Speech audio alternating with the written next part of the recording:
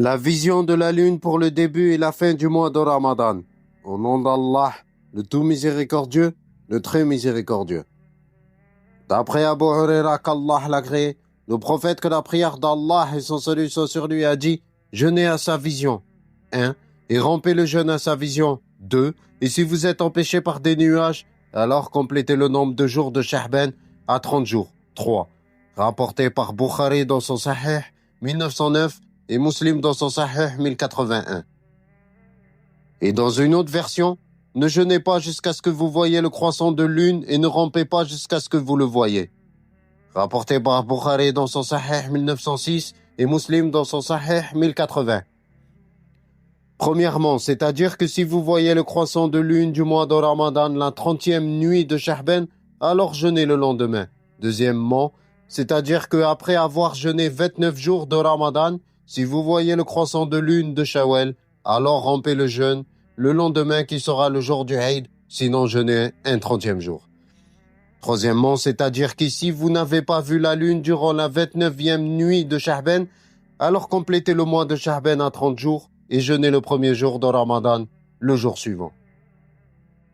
D'après Abdullah ibn Umar, qu'Allah les agrée et lui son père, le prophète que la prière d'Allah et son salut soit sur lui a dit « Nous sommes certes une communauté ummiya, nous n'écrivons pas et nous ne calculons pas.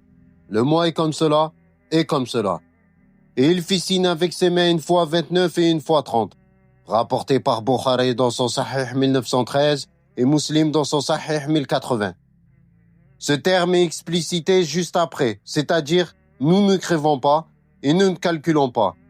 L'imam Ibn Hajar, mort en 852 du calendrier hégérien, a dit « Le sens apparent du hadith montre que le jugement n'a absolument rien à voir avec le calcul. » Ceci est éclairci par l'autre hadith. Si vous êtes empêché par des nuages, alors complétez le nombre de jours à 30 jours.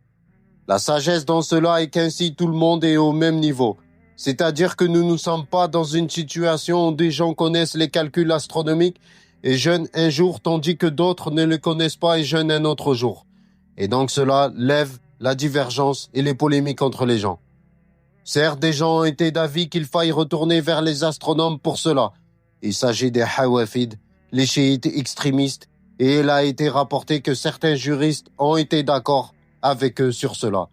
Al-Badji, savant de l'école melaïkite, mort en 474 du calendrier hégérien, a dit « Le consensus des anciens est une preuve contre eux. » Remarque, les savants sont en consensus sur le fait qu'il n'est pas permis de se baser sur des calculs astronomiques pour déterminer les dates du mois de Ramadan. Plus de 20 savants issus de chacune des 4 écoles juridiques ont mentionné ce consensus. Parmi eux, l'imam Ahmed ibn Ali al-Jazaz al-Hanafi, mort en 370 du calendrier hégérien, a dit « Celui qui dit qu'il faut prendre en compte la position de la lune et les calculs des astronomes est sorti du jugement de la charia. Et cette question n'est pas une question dans laquelle l'ijtihad est possible, car le Coran, les textes de la Sunna et le consensus montrent l'inverse.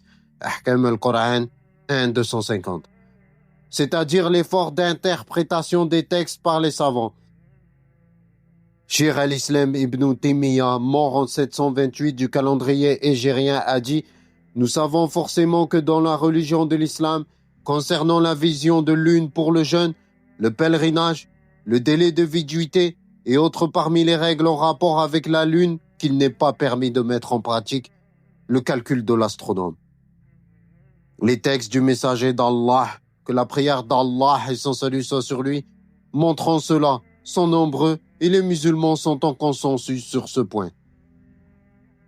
L'imam Siddiq Hassan Khan, mort en 1307 du calendrier hégérien, a dit « La détermination des jours et des mois par les calculs en fonction des positions de la lune est une innovation par consensus de la communauté. » Le comité des grands savants du royaume d'Arabie Saoudite a dit « Les membres du comité ont regardé les textes du Coran et de la Sunna, ainsi que les paroles des savants sur le fait d'affirmer la venue de la nouvelle lune par les calculs.